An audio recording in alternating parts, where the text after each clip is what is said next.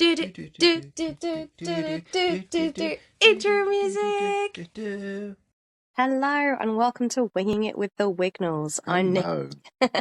I'm Nikki. I'm Chris. And today we're going to talk about relationships. So these are things that we've learned from previous relationships, things we've learned that work, that don't work, red flags, green flags, a bit of everything. And hopefully that might be helpful or interesting. Very much so. So this definitely isn't about bad-mouthing people we've been with before or dismissing the value of relationships we've been in with before. But I think it can be helpful to reflect on what you've learned. And I strongly believe that you learn something from every relationship that you're in. That's it. Even if it was not necessarily the most fruitful of relationship or the happiest of relationships, you're always going to be able to come out of it with reflection, even if that is just knowing more about yourself, what you don't like, what interactions you do or don't appreciate. So yeah, what have you learned from previous relationships, either about what you want from relationships or about yourself? So, firstly, I'd sort of say that, there are reasons either to not rush into or not stay in a relationship. So, for example, staying in a relationship just because you're lonely or rushing into one because you're lonely, that's not going to foster a particularly healthy relationship because the goal is just to be there, not to cultivate something positive for the two of you. Similar to that, getting in a relationship just to kind of validate your own self-worth. And again, the point of that is then just to be in the relationship, not cultivate something. My final one here is don't jump into or stay in a relationship just to fulfill a single need. One common thing is, and that could also include, the loneliness. But if you're in a relationship just because you want sex or any other singular thing, again, that's not cultivating a holistic, healthy relationship, especially if the other person doesn't know that that's your motivation for being in that relationship. Yeah, 100%. And I think a lot of people also stay in relationships because they're frightened of what their life might look like. That's what they know, that's what they're comfortable with, and the kind of the whole don't like change. Yeah, and I can't think of the expression, like the enemy versus I think sometimes It can feel it's easier to be in this relationship where I'm a bit unhappy than risk being single and being miserable, or and that can just make people stay in relationships even when it's not working or things, you've grown and changed in different ways. Whether or not, as you were saying, you're staying in it because you're afraid to end it or because you want that one thing, whether it's sex or you're scared of being alone. Even if you're the only person that's feeling that, the other person's going to pick up on it. Like, I've been in relationships where the other person's not all in, and I've been in relationships where I've realised that I'm no longer all in. And I think the other party is always aware. So even if you're trying to stay with someone so you don't hurt them, one of the things I realise is that ultimately sometimes letting someone go is the kindest thing you can do, even though it doesn't necessarily feel like it at the time. Yeah, that's it. And that in itself can be very difficult because, you've got to really put your big boy or big girl pants on, and it's a very difficult conversation, and a lot of people can't have that conversation without lashing out, and which is, it's very difficult to do so. So I'm not in any way criticizing that. Yeah, it's that's just unfortunately how some people will deal with that. Yeah. It's interesting that you've kind of gone this from the angle of ending relationships or not staying in relationships once they're no longer working. And some of the things I was thinking about was more going into relationships. So I've definitely learned that it will never work if you're going into a relationship on the assumption that the person you're dating will change something about themselves or will grow into who you think they should be, or you see potential there and it's down to you to hone it. Like, does that include the "I can fix him" stereotype? Oh my gosh, 100%, 100%. He just needs someone to love him, you know. I think if no one is perfect. People always have quirks and flaws, but that's very different to, you can never assume that someone is going to change to be the person that you see that they should be. Like, people change for themselves, and equally, don't go into a relationship with someone if you feel that they want to change you. You know, if I was with someone and I could definitely tell that they wanted me to be a kind of more mainstream, calmer version of myself, basically me without ADHD. And I did try, and for a while, and whenever I felt I was fitting that shape, that outline of who they wanted me to be, things in the relationship were smooth, and a lot of the conflict came from when I kind of stepped out of that role. But yeah, I think you only realize once you're out of it how draining it is, and how you're basically making yourself smaller than who you are. You're cutting off bits of yourself. It's almost permanent masking, really, isn't it? But with all of your actions, and you're not being you, you're playing a character. You're cosplaying as their perfect ideal of a partner, and that's not sustainable. No, 100%. And for me, it's going into a relationship with someone where, even if they do things that annoy you, or they've got these quirks or whatever it is, they might leave toothpaste flicks all over the mirror or never change the loo roll, whatever it might be. That wasn't a dig, but by your face, you look like you think it might be. I do everything at 110%, including brushing my teeth. You do. I can't help if I also brush the entire bathroom.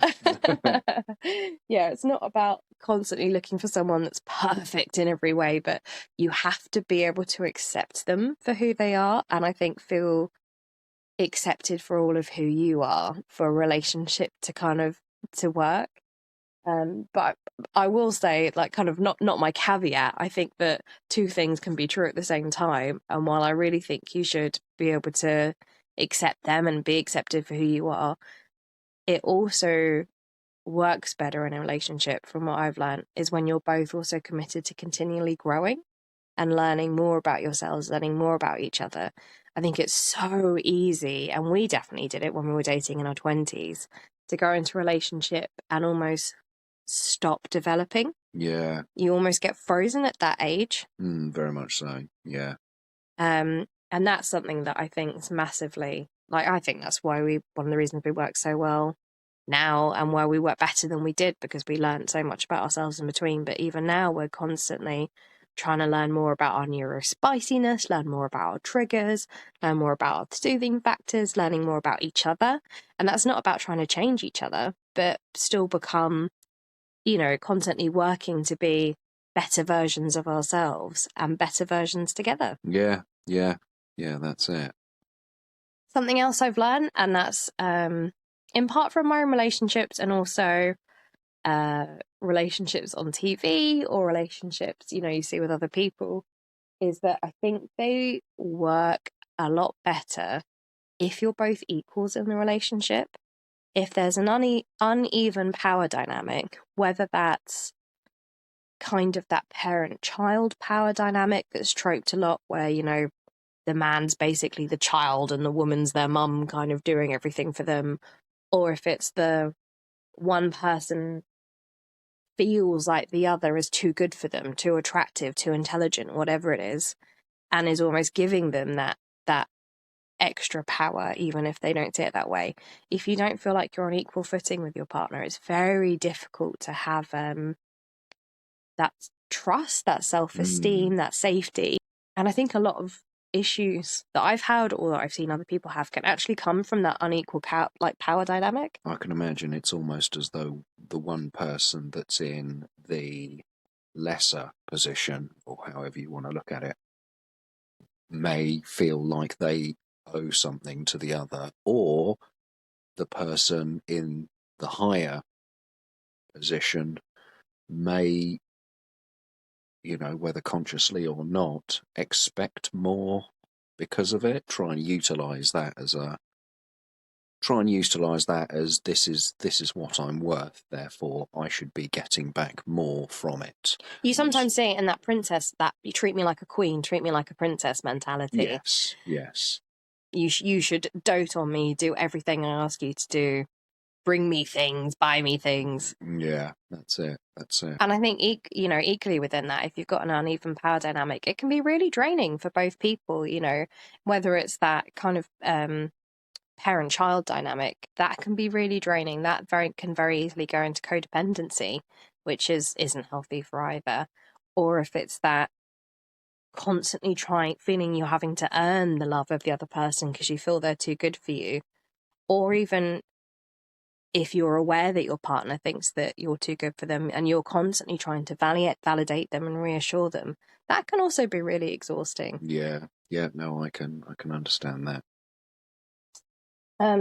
Another thing I've jotted down, which is kind of self-explanatory, is that I don't think relationships are ever easy. Well, they can be for periods of time, but a relationship isn't going to be easy every single day. But they also shouldn't be really hard. No. And that took me a long time to learn. That's it. It's like anything, really. If the best things you have to work towards, you shouldn't be getting screwed by having to put in all of the work. Yeah, I think if you feel like you're really running yourself ragged or you're making yourself ill because you're putting so much effort in, that's probably not working. There's probably something underlying. Yeah, it shouldn't be a Sisyphean task to keep someone happy. What does that mean? So Sisyphus was, in Greek mythology, a character that, like most unfortunate mortals in Greek mythology, upset one of the gods. And he was destined to forever push a boulder up a hill, and he was told that if he managed to get the boulder up the hill, he would become free and go back to Earth. However, at the end of the day, just as he's almost got the boulder up the hill, it would always roll back down. So he'd spend eternity trying to push that boulder up the hill. Gosh, if that isn't a metaphor for how it feels when you're desperately trying to make a relationship work, when that's exactly. Oh. Another thing I've jotted down is it's okay to go to bed angry, and that's definitely something that I didn't think was true when I was in my 20s. I thought you had to stay up and hash out every problem and make sure you were both on the same footing, resolve any argument before you could go to bed. And actually, particularly with you and how being tired is incredibly detrimental to my ability to think or to do anything, or stay calm, or to just be a pleasant human being. That's it. Sleep is so important, and actually going to bed and having that bit of time and rest and space from whatever it is that's triggered something, you can actually have a better conversation around it the next day. That's it. If you haven't brought it up by bedtime, you're not going to have a good conversation about it then. Or if you've been rowing about it for a couple of hours and you're not getting anywhere, then that's it. Then sleeping on it might be a good way to calm down and get your head in a more rational headspace, so that you can discuss productively how to overcome whatever issues you're currently facing. 100%.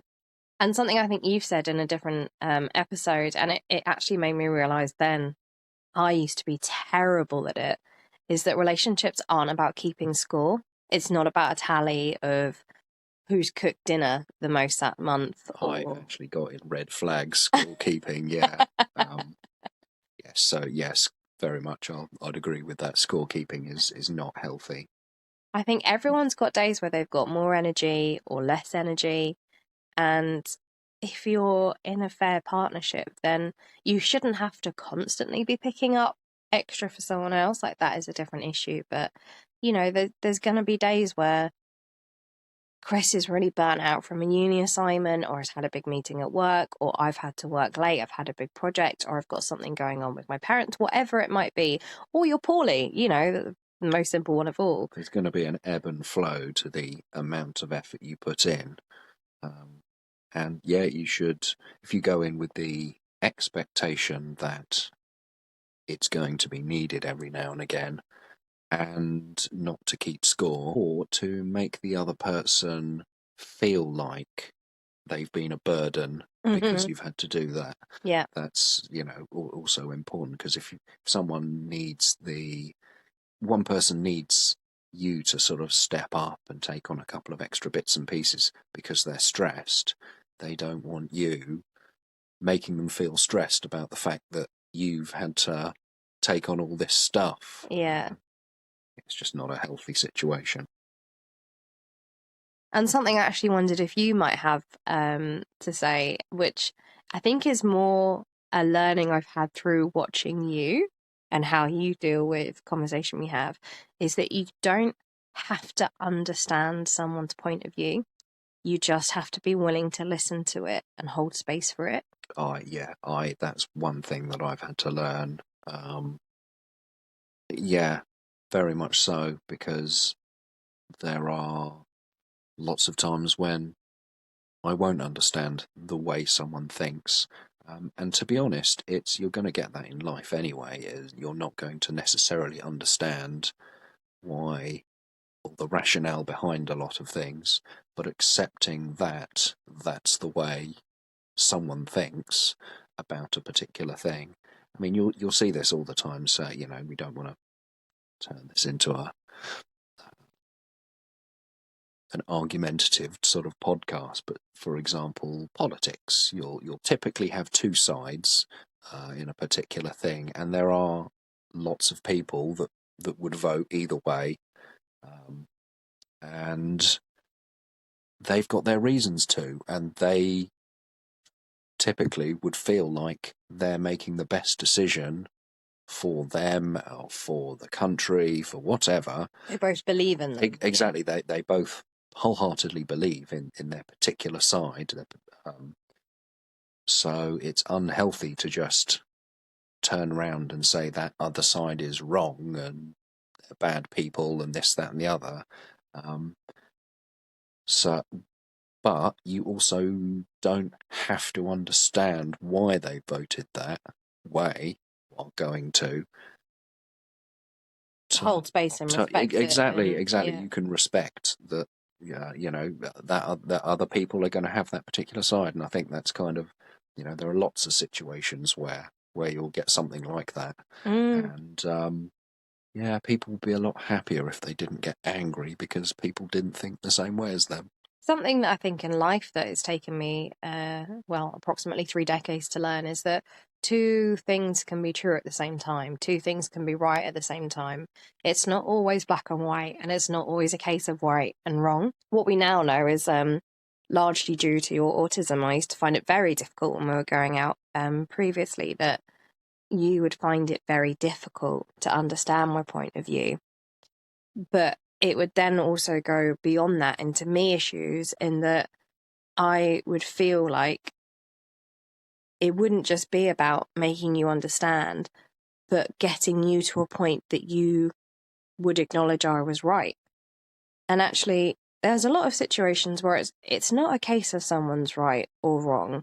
Like, someone can be hurt by something that was the other person kind of just living their life. It doesn't mean they've done something wrong, but you still need to be able to hold space for that. You need to be able to, respect where they're coming from, respect their feelings. But we've definitely realised it a lot with my RSD and you not masking. So sometimes you can look like you're so mad at me. Yes. And then I just feel, like I feel like I've been hit, like emotionally punched in the and can get so upset by that. And you've not done anything wrong. I've not done anything wrong. I'm not right by being upset by it. I'm equally not wrong by being upset by it. That's it. Your emotional response to that is perfectly valid, and me living my life having moments where I'm not masking is perfectly valid. They just happen to interact in a way that has a negative outcome. Or impacts it. Or impacts, yeah, exactly. 100%. And ultimately that comes back to something that we harp on about all the time, which is the importance of communication. Very much so. Which I think is probably the number one thing that we've both learned, how important it is to be able to communicate calmly to the person you're with, not feel afraid to share your feelings in case it turns into an argument. I've got some of those in my green flags. Yeah. And not feeling like your feelings aren't valid because it's not something big. Like if something has upset you, it's okay to bring that up, even if you know it's something silly, in a calm way, to just talk about it. And sometimes just talking about it can sort out, completely diffuse it. Yeah. And it's just everyone can have, I assume, people that are able to feel emotions, everyone can have a little emotional wobble about a very small thing, and it doesn't have to turn into a big thing. It can just be this happened, and then I'm not bottling up. I want to talk about it, but equally I'm not blaming you. No, exactly. Have a bit of a cuddle, and then you can just get on with your life. Exactly. And that actually, I think, allows you to move on rather than getting stuck in those emotions. Exactly. But that neatly goes on to one thing that I've noted down, which is to be upfront with what you are or are not okay with, and your expectations for a relationship just upfront. Yeah.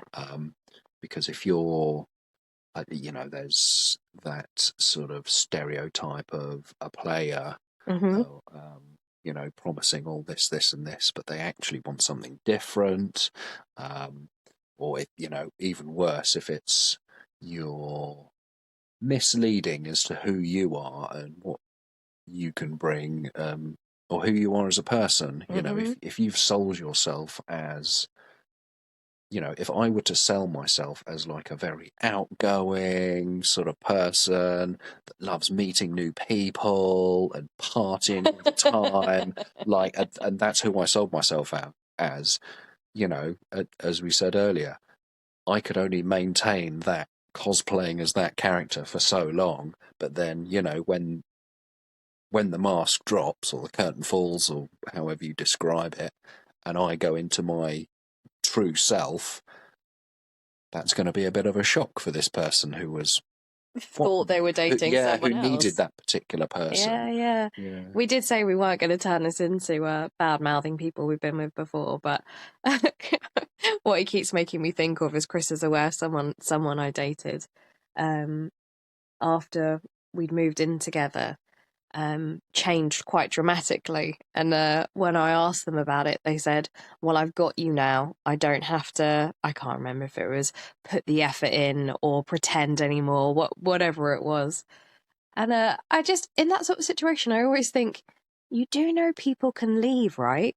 And the chances are not set in stone. That they've fallen for this person that you're pretending to be, or this version, then they will leave because that's who they wanted to be with. Yeah, very much so. Yeah, the last one that I was going to touch on is that I've definitely learned that you don't have to have everything in common, and actually it can be a lot better when you do have differences. I've definitely been with people that are almost clones of me, and I wouldn't want to date myself. No, I if I dated myself, we would be roommates that would see each other once a week. I think it's okay if you've got differences, but then on the flip side of that is that being aware of the areas it is important that you do align. So me and Chris have very, very similar values of what we want from life. We've got very similar values of, we'd like to have a kid, and we very much align on what how we'd like to parent them and what personality traits we'd like to cultivate. That's it. And I think if you really disalign on something like that, that can be a bit of a deal breaker, as hard as it is to accept. But if one of you really likes football and the other one's not that fussed, or one of you likes going to the cinema and the other would rather watch something on Netflix, you're probably going to be okay. That's it. Yeah, and it's knowing what sort of things you may or may not grow resentful. Because again, if you bottle up those things over a long period of time, and suddenly you have this thing of, oh well, we haven't done this, you're going to get frustrated and, as I said, resentful. And if you again went in thinking that, oh, I could just not be this part of me, or thinking it would be okay, but ultimately, actually, that is a big part of you that you do need to sort of cultivate to be your true self. Yeah, that's something you should just be aware of what they are, but also be aware that these things can change, especially over decades. What's important to you in your early 20s isn't going to be the same as what's important to you in your early 30s. Yeah, 100%. But then, I mean, coming back full circle to my first point of don't go in expecting that it'll change. And one of the tropes I'm thinking of in, TV series is the one person doesn't want kids. And whether you think, oh, we'll just stick it out because in a decade they'll probably change their mind, or I will make them change their mind because they will want to stay with me so much, or that having a relationship formed on that basis that they might change. They might, but that's not a guarantee. No. And you shouldn't expect to be the reason for that change. No, and that would be, if you're a decade deep into a relationship and that then comes up because you're really ready, Yeah. or, whichever one it is really wants to get on that kid train, the other person's really not, that's going to be a deal breaker. Or why have you not proposed yet? Oh, I told you from the start I wasn't interested in marriage. This is it. I thought you changed your mind, That's it. Cool, let's try a little bit of a quick fire. If there's anything that you want to pad out, obviously feel like you can, but what are some red flags that you have learned? And again, this isn't making digs of previous partners, but just things that we've learned, and also might be the same for everyone. I think everyone's got very different red flags, but go on, what are some for you? So my first one would be constantly feeling like you're walking on eggshells. Ooh, good one. Negativity. If someone's overly negative, and I lumped in with that also if they have a victim mentality. Yeah. I would go with if it's one person always making all of the decisions. Yeah, that can actually be very difficult, whether that's you as the person or you're the other person. Exactly, yeah. I think if they're manipulating or controlling. Yeah, my next one kind of similar, which is I was going to have them all separately, but I'm going to put them all in one, as using different techniques for, manipulation or trying to get their own way. So like shouting isn't a form of communication, or physical abuse. And what I will put in that is, because it's not always necessarily, hitting someone, quite a common sort of, if a lady's going to be will physically obstruct a doorway if the male wants to walk away from the situation, trapping them in that situation. So yeah, using all of the, a physical form of disruption or blockage or anything like that. And you could put psychological manipulation into that as well. Yeah, this is it, emotional, or I did all of this and did that, etc. Yeah, it can. There's a whole well of things that are, these are not discussion tactics that should be employed if you're genuinely trying to resolve something. It's not communication. It's trying to. Yeah. It's I want to win this argument. I mean, very similarly, I've put if someone is quick to anger, aggression, or getting defensive, which is so similar. And again, I think for me that's not open to communicating, and that's instantly shut down any attempts at communication. If you feel like just bringing something up is going to make someone shout, eventually you'll stop. Yeah. And vice versa. If someone feels like you're going to shout at them when you bring something up, they will stop bringing up issues and they will just kind of sit there and fester. That's it. I've got ultimatums, usually in the form of it's X, Y, and Z or me. That's a really good one. Putting you down or negging as a standard kind of thing. It's that kind of comes into that manipulation, isn't it? That's that's sort of that long term putting down or So I might be a bit contentious, but I've put down if someone has low self-esteem or low self-confidence.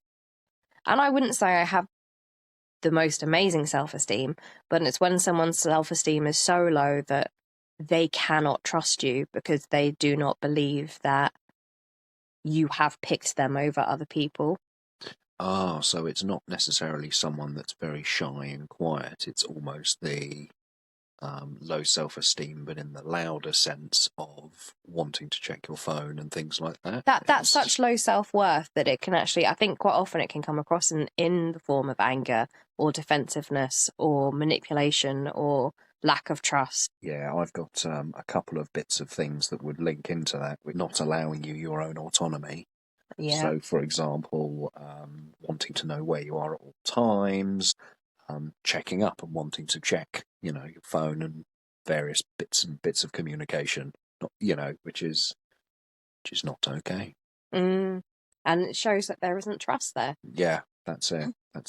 What about green flags? Have you got any green flags? Yeah, so a willingness to compromise or meet you halfway. If you've got something that that's a conflict, just openness to discuss how to resolve it without automatically going into this is what I want to do, and it's either my way or the highway. Yeah. That's it. How about you? Having interests and hobbies. So the way that you can be doing your mini painting and I'll be there doing some writing, creating a planner, doing a paint by numbers, whatever it might be. And I love that we each have our own hobbies that we can do in the same room. The tandem play. Yeah. So for me, tandem play is a real green flag, meaning that we can spend time together after work, but we're not constantly on top of each other and we're still doing things that bring us joy and fulfillment. When you're able to tandem play, you don't feel like you have to be in charge of entertaining the other person. Yeah. Which is great because you should, when you're having downtime, it should make you feel recovered and restored. Doing something that recharges you and you feel like, I think it's a massive one for ADHD and dopamine, but for anyone it's feeling that you can achieve stuff. You're not just sitting there watching telly because you don't feel that you can do something that's not sat there holding hands watching telly. That's it. And kind of off the back of that, another green flag is if they ask about your hobbies and show interest in them. Oh yeah, that's good. That's good. I have got is willing to give advice that's best for you and may, even if it's not necessarily in their best interest. Oh, that's a really good one. That's it. That's a green flag for a friend or anyone, isn't it? Yeah, that's it. There's, you're gonna have situations where there are multiple options. One option's going to be clearly better for the person giving advice, but if they're willing to say the best option for you would be this, that's a very positive attribute to have. Yeah, 100%. Feeling like you can fully be yourself, or even feeling like you're more of yourself when you're with that person, that's a real green flag for me. Bringing out the your best qualities. But yeah, like you're able to say no to them without fear of either anger or without some form of retaliation. Yeah, gosh, feeling fear for anything is such a red flag. Yeah, the opposite of that.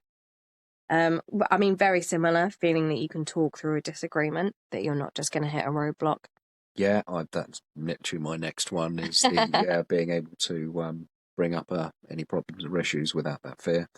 My last one, they're able to communicate their boundaries and needs clearly and calmly. Oh, that's a good one. And I think I'd add off the back of that, being with someone that is aware of their boundaries and needs, because not everyone is. Yeah, I actually that's really, really a good comment, because a lot of people don't know themselves well enough to say these are the things that they either not just want but need. And having that self-awareness, I think it's a real skill to be able to be that self-aware and then to be able to communicate it. Yeah, 100%. And that really leads into one of my other green flags, which is someone that's up for therapy or counselling. But even if they're not up for that, at least a degree of self-exploration and understanding.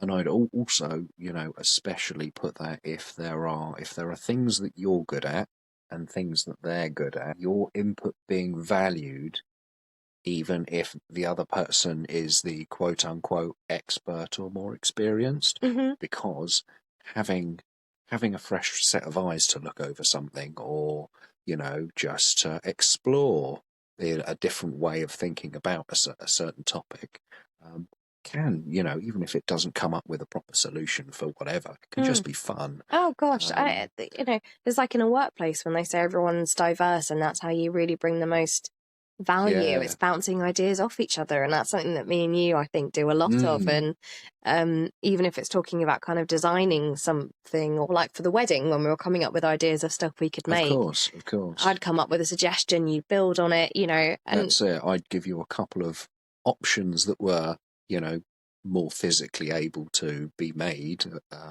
with ease, and then it's a good way to bounce ideas off. But yes, the sort of the red flag version of that would be just dismissing anything, because I'm the one that's good at that, therefore I'm not going to listen to, which I think just people interaction generally is, oh gosh, it shows they don't value your opinion. No. And that there isn't that two-way respect, I think. Of course. And it might be more of an ADHD green flag, but for me, if I feel lucky to have them and consistently feel lucky to have them, that's a really big green flag for me. And it's not that they're too good for me. It's definitely not that, but it's that feeling very appreciative, constantly feeling that you value them. Because I think one of the tropes of ADHD, which I don't necessarily agree with, is that you can be more prone to cheating. And actually, potentially maybe comes from that feeling of boredom or wanting change or something new and shiny. Needing a new and shiny, yeah. Yeah, but if you're with someone where you truly feel like you see them and you appreciate them and you value for who they are, or kind of that gratitude practice, I think it's a lot less likely you're going to feel that. And I know, like, every morning and every night I wake up and I'm like, oh, I'm just so lucky to have you. It probably gets annoying, but for me, I know that's a I haven't necessarily had that in every relationship, and it's a real green flag of showing it's a relationship that I am happy and I want to be in and I'm settled in, and it's not a placeholder. I'm not just doing it so I'm not alone. Kind of a side one, but a green flag and potentially a red flag is how their friends talk about them.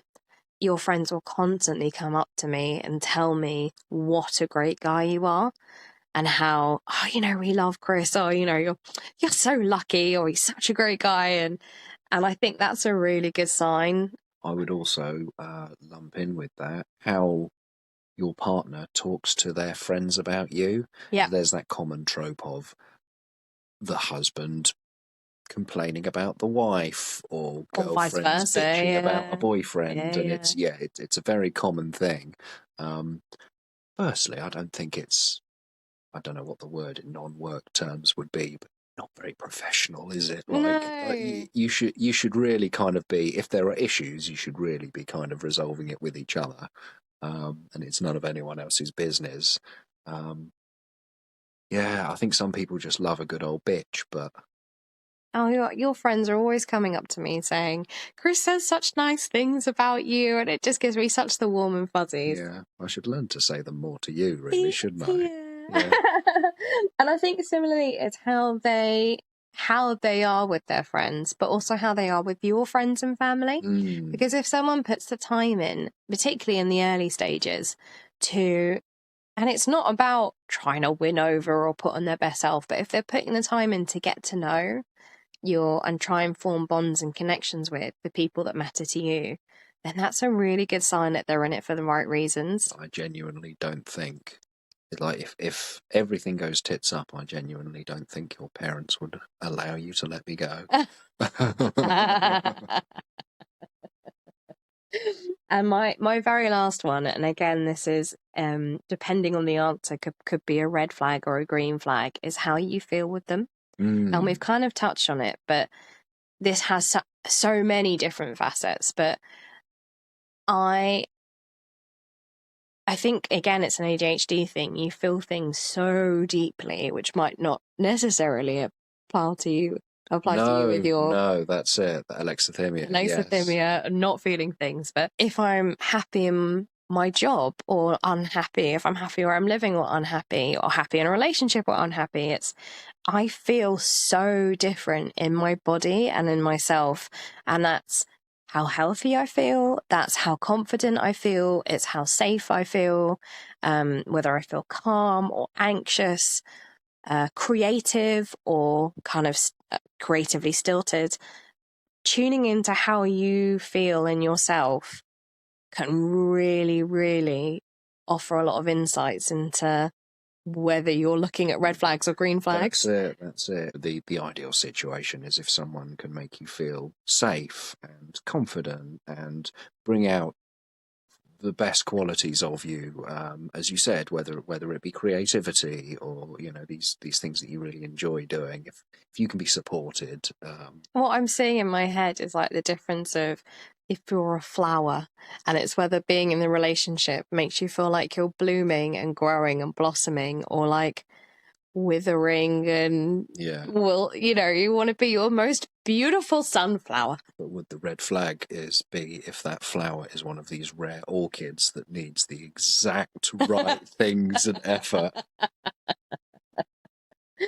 Hopefully that was helpful or interesting or a little bit insightful. And I think, as I said at the start, everyone has different red and green flags, but it is really helpful being aware of those. And even if you can't necessarily put labels to the things, tuning into how people make you feel and what ways you want to feel in a relationship can be really, really helpful, whether it's the early days of one or you've been with someone for a long time and you're not sure whether or not you want to take the next step or if things are still right.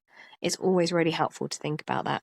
After how spectacularly our end of our last episode with the what are you looking forward to or feeling positive about went, we've decided to bin that, and instead we're going to end on a topically related would you rather.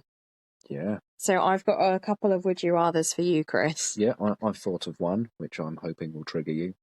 No, okay, no, that's... Is that a red flag there? If they're actively hoping to trigger you? The thing is, a good would you rather gets you thinking, because they're both meant to be two negative things. Yeah.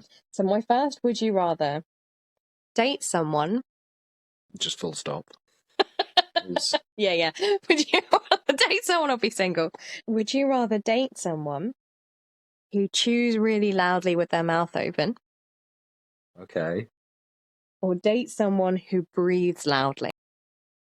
I think I've broken it. I mean, I think...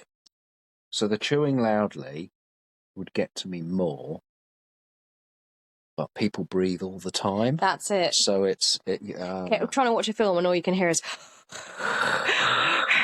or one of those nose whistles, you know, whenever they... yeah. I'd probably go with the eating, because you know, you can do things about that. What, like shut them in a cupboard during dinner? This is it, yeah. What's yours? So, would you rather date someone who would make plans for the same evening? Oh, you know me so well. Or you have to plan out your meals 2 weeks in advance and stick to that plan? Oh, that's really good. I mean, it has to be the second one because I have to gear myself up for peopling, and I get so excited by the idea of no plans. Like, I love seeing people and I love seeing my friends, but I have to charge myself up for that. Of course, yeah, I get that. But yeah, that is. Do I have to always do the cooking? Like, can it be making plans 2 weeks in advance, but they might be cooking every night? So that it doesn't matter who does the plan. I could deal with that. I could deal with that. Yeah, I think I'll go with that second one. No, that's fair enough. And my last would you rather is: would you rather date someone who never gets to the point? Okay, so me. No, you're good at getting to the point. Okay. Or date someone that's very concise but always speaks at a very loud volume, regardless of the situation. I'm. Or are those both such red flags that you wouldn't be with either person? I don't know, because I say for example there was tandem play going on and I'd be concentrating on, say, painting or something. Just how's it going? Hey Chris, I've got this very intense thing of just this. This is the point. Boom. That's all that's needed. I think that would be quite intense. What if you're trying to do something and they're like, I have this thought that could we have you considered, it might be nice to maybe later, if you don't mind. Yeah, I think that one might be slightly worse. Yeah. might have to go with the loud to the point. Yeah. If you have any more relationship focused would you rathers, I mean, then if they're Neurospicy specific, brilliant. If not, still send them over. Either drop us a DM and we can share them on our Instagram, or feel free to comment on Spotify or comment on YouTube, however you're listening or watching. It's all light-hearted fun. Yes. Yes. Yeah, don't take that too seriously. And this isn't targeted at anyone that chews loudly with their mouth open or speaks loudly. So we are accepting of people of all volumes and all. This is dinner time etiquettes. Yes. We hope you've enjoyed our episode. Thank you for joining us, and we will speak to you next time. Bye. Bye. Outro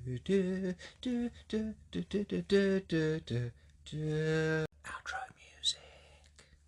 And reiterating that one person's green and red flags are not necessarily another person's. Mm-hmm. There are some universal ones, like make sure they're a decent human being and give you respect and etc. But then, there's a lot of more nuanced ones. If you have particular needs, or someone might have they choke me on their green flags, or they might have it on their red flags. This is it. If that's I'm just a bit flustered now.